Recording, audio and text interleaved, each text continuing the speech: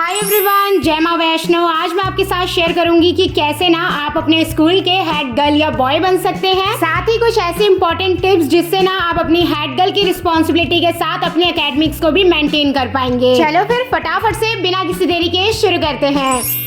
वो कहते हैं ना, पावर कम्स विद रिस्पॉन्सिबिलिटी। जो भी क्लास का मॉनिटर या हेड होता है ना, टीचर के बाद उसकी ही रिस्पॉन्सिबिलिटी होती है क्लास को मेंटेन करने की। लेकिन साथ में ना उसको अपनी स्टडीज को भी लेकर चलना है और ये मेक श्योर करना है कि इस रिस्पॉन्सिबिलिटी की वजह से ना उसके एकेडमिक्स में कोई डिफरेंस ना आए। तो इस चीज के लिए ना बहुत जरूरी है कि वो अपनी हर चीज को ऑर्गेनाइज करते हुए चले। और कोई भी टीचर ना ऐसे बच्चे को हेड गर्ल या मॉनिटर नहीं बनाएगी जो खुद की ही चीजों को ठीक से नहीं करते हैं। टीचर ना कुछ चीजों को देखकर ही समझ जाती है कि ये बच्चा रिस्पॉन्सिबिलिटी को उठा सकता है या नहीं। अगर आप क्लास में होमवर्क कंप्लीट करते हैं अच्छे से, जो भी क्लास में बताया जा रहा है उसको एक्टिवली सुनते हैं, टेस्ट वगैरह हो रहे हैं तो उसमें बहुत अच्छा परफॉर्म कर रहे हैं, और अगर एकदम से टीचर आपसे कुछ पूछ ले तो आप उसका आंसर दे पाते हैं, टीचर से क्वेश्चन करते हैं, तो ये कुछ चीजें हैं जिससे ना टीचर बहुत इजीली एनालाइज कर लेती है एक अच्छे स्टूडेंट को। तो अगर आप लोगों की भी अपनी टीचर की नजरों में एक अच्छे स्टूडेंट वाली रेपो है ना, तो आप बहुत इजीली अपनी क्लास के मॉनिटर बन सकते हैं। और अगर आप अपनी क्लास के मॉनिटर हैं ना, तो अपने पास एक डायरी रखें, क्योंकि क्लास के मॉनिटर को ना बहुत सारे काम सौंपे जाते हैं और उनमें से अगर वो कोई भी भूल जाए या ना कर पाए ना,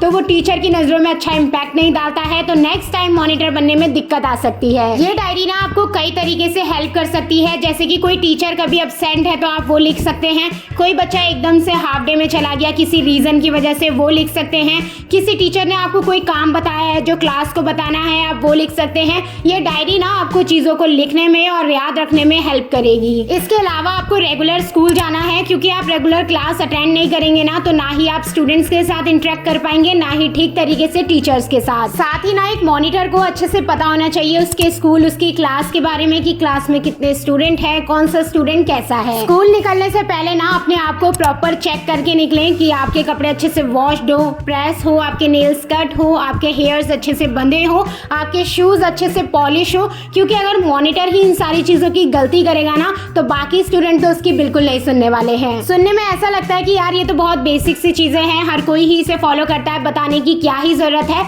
लेकिन ऐसा नहीं है, हर कोई इसे नहीं फॉलो करता है। मेरे स्कूल में तो ना बच्चे अच्छे से क्लीनिनेस का ध्यान रखें, इसलिए हर महीने एक टैग दिया जाता था कि क्लास का सबसे क्लीनिनेस वाला बच्चा कौन है। और देखो, एज अ मॉनिटर आपको ये भी देखना है कि क्लास का हर एक बच्चा ना स्कूल के रूल्स को फॉलो करे, और वो आपकी बात तभी मानेंगे जब आप खुद रूल्स को फॉलो करते होंगे और उनके बारे में आपको प्रॉपर नॉलेज होगी। कुछ स्कूलों में ना मॉनिटर टीचर्स चुनते हैं, लेकिन कुछ स्कूलों में क्लासमेट्स भी चुनते हैं, इसलिए आपको अपनी क्लासमेट्स के साथ ना एक बॉन्ड होना जरूरी है, आपका हेल्पिंग नेचर होना चाहिए, आप सबको ना सेम देखने चाहिए, बिल्कुल भी पार्शियल नहीं होने चाहिए। आप अपनी ना एक इमरजेंसी किट प्रिपेयर करिए, उसमें कुछ मेडिसिन, सैनिटरी पैड्स डालिए, और जब भी आपको लगे ना कि आपके किसी क्लासमेट को इसकी जरूरत है तो आप उसको ऑफर करिए। इसके अलावा भी कई तरीके हैं, जैसे कोई बच्चा किसी को टीज कर रहा है तो आप उसकी हेल्प करिए, ना ही उसके साथ मिलकर उसको टीज करिए। साथ ही में अगर किसी बच्चे को होमवर्क की जरूरत है, नोट्स की जरूरत है, तो आप उसके साथ शेयर करिए। इस टाइम पर ना बच्चों के अंदर कंपटीशन की बहुत ज्यादा भावना होती है, जिस वजह से ना वो दूसरों की हेल्प नहीं करते हैं, लेकिन एक मॉनिटर के अंदर ऐसी भावना नहीं होनी चाहिए। उसे ये देखना चाहिए कि मुझे भी आगे बढ़ना है और मुझे अपनी क्लासमेट्स की भी हेल्प करनी है आगे बढ़ने में, और यही क्वालिटी ना आपको बाकी बच्चों में स्पेशल और यूनिक बनाती है। आप ना अपने क्लास के बच्चों के साथ इंटरेक्ट करने के लिए एक स्कूल ग्रुप बना सकते हैं, उसमें अपनी क्लास टीचर को भी ऐड कर सकते हैं। कोई भी ऐसी चीज जो क्लास में मंगवाई हुई है उसका आप रिमाइंडर दे सकते हैं उस ग्रुप में, टेस्ट की डेट शेयर कर सकते हैं। अगर आपको कहीं से कोई क्वेश्चन पेपर, कोई नोट्स, इंपॉर्टेंट असेसमेंट मिला है तो वो सब भी आप उस ग्रुप में शेयर कर सकते हैं। ऐसा करने से ना आपका खुद का ही टाइम बचेगा, आपको हर एक इंडिविजुअल बच्चे के पास जाकर नहीं बताना पड़ेगा। और कुछ इसी स्मार्ट तरीके से ना आप अपनी दोनों चीजों को बैलेंस कर सकते हैं। सारी चीज आपकी टीचर्स की नजरों के आगे ही होंगी, तो वो ये भी देख पाएंगी कि आप अपने काम को लेकर कितने ज्यादा रिस्पॉन्सिबल हैं। और वैसे भी ना मॉनिटर टीचर्स के हेल्पिंग हैंड होते हैं, आप हर एक चीज के लिए अगर अपनी टीचर से पूछने जाएंगे ना तो वो इरिटेट हो जाएंगे। जो भी चीज आपको लगता है कि आप खुद सॉल्व कर सकते हैं, उसे खुद सॉल्व करने की कोशिश करिए। और मॉनिटर बनने का ये सबसे बड़ा फायदा है कि उसको हर एक टीचर से ना एक्स्ट्रा अटेंशन मिलती है और हर कोई टीचर उनको जानता है। मॉनिटर को ना अपनी टाइम की वैल्यू होनी चाहिए, वो पंक्चुअल होना चाहिए। आपको अपनी क्लासमेट के मुकाबले ना 15 से 20 मिनट पहले क्लास में आना है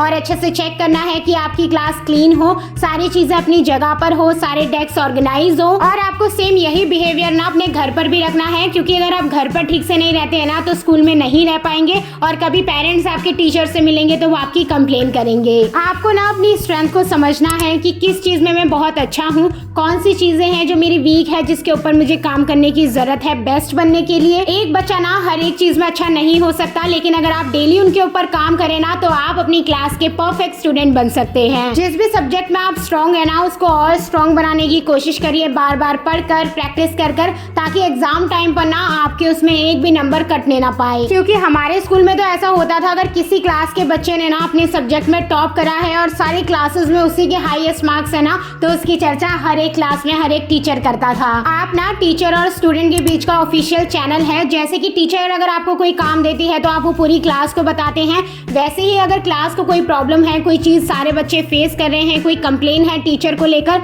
तो उसके लिए भी आपको आगे से आना पड़ेगा। आप ना टीचर की क्लास में आने से पहले ही अच्छे से चेक कर लीजिए कि जो जो चीजें उनको चाहिए ना वो सारी क्लास में हो। जैसे कि डस्टर हो गया, चॉक्स हो गए। अगर टीचर को सारे बच्चों की कॉपीज चेक करनी है तो आप सारे बच्चों से पहले से ही कलेक्ट करके उसको डेस्क पर रख लीजिए। कई बार ना मॉनिटर्स को कीज दी जाती है लॉकर्स की, तो आप उसको भी संभाल कर रखिए। क्लास में कोई स्विच खराब हो गया है, कोई फर्नीचर टूट गया है, किसी को लग गई है, तो वो भी आप अपनी टीचर को इन्फॉर्म करिए। अपनी कम्युनिकेशन स्किल को इम्प्रूव करिए, अपनी बातों को कैसे टीचर और स्टूडेंट्स के आगे रखना है वो सीखिए, और साथ में आपको दोनों की तरफ ही रिस्पेक्टफुल रहना है। जब क्लास में टीचर ना हो तब मॉनिटर क्लास को कैसे हैंडल कर रहा है, कैसा डेकोरम मेंटेन कर रहा है, यही पहचान होती है एक अच्छे मॉनिटर की। आपको ना फेयर रहना है, ऐसा तो बिल्कुल नहीं करना है कि अगर आपका दोस्त बात कर रहा है तो ना आप उसको डांट रहे हैं ना ही उसका नाम लिख रहे हैं, वहीं पर जो आपको नहीं पसंद है आप उसका नाम लिखे जा रहे हैं। ये एक अच्छे मॉनिटर की पहचान नहीं होती है। आपको ना फ्लेक्सिबल और ओपन माइंडेड रहना है, ये नहीं कि हाँ भाई ये स्कूल बुक में लिखा है तो ऐसा ही होगा। कई बार सिचुएशन ऐसी आ जाती है जिसमें स्टैंडर्ड काम नहीं करते हैं, तो आप दोनों पक्षों को सुनिए वो क्या कहना चाहते हैं, इसके बाद एक करेक्ट डिसीजन में पहुंचिए। लेकिन हाँ, इन सभी चीजों की वजह से ना अपने क्लासमेट्स के साथ दोस्तों की तरह मत रहना भूल जाना। ड्यूटी के समय ड्यूटी, लेकिन बाकी टाइम में आप उनके साथ खेलिए, मौज मस्ती करिए और हर एक चीज में इन्वॉल्वमेंट दिखाइए। जितना ध्यान आपका एकेडमिक्स में है ना उतना ही ध्यान आपको अपना एक्स्ट्रा करिकुलर एक्टिविटीज में रखना है, क्योंकि जो मल्टीटास्किंग बच्चा होता है ना वो हर किसी को अच्छा लगता है। और स्कूल अगर सिर्फ पढ़ाई के लिए होते ना तो वहाँ हर वक्त पढ़ाई ही हो रही होती, लेकिन हमारे स्कूल अलग अलग एक्टिविटीज को ऑर्गेनाइज करते हैं ताकि ना बच्चों के अंदर के हिडन टैलेंट्स भी निकले और वो ओवरऑल ग्रोथ करें। तो स्कूल में कभी भी ऐसी एक्टिविटी ऑर्गेनाइज की जाए, एग्जीबिशन हो, गेम पीरियड हो, तो उसमें भी आप बराबर पार्टिसिपेट करिए। इन कामों के चक्कर में आप उन चीजों को मत मिस करिए, वरना ना बहुत जल्दी इस रिस्पॉन्सिबिलिटी से इरिटेट होकर इसको छोड़ देंगे। अगर एंजॉय करते हुए हर चीज को बैलेंस करते हुए चलेंगे ना तो इसकी इंपॉर्टेंस को समझेंगे। और चलो यहीं पर ही आज की वीडियो कंप्लीट होती है। आप में से कौन क्लास का मॉनिटर या हेड है मुझे कमेंट्स में जरूर बताना। कैसी लगी आपको आज की वीडियो वो भी बताना। मैं मिलती हूँ आप सबसे बहुत जल्द एक नई हेल्पफुल वीडियो में। तब तक आप लोग अपना ध्यान रखना। Okay, bye bye.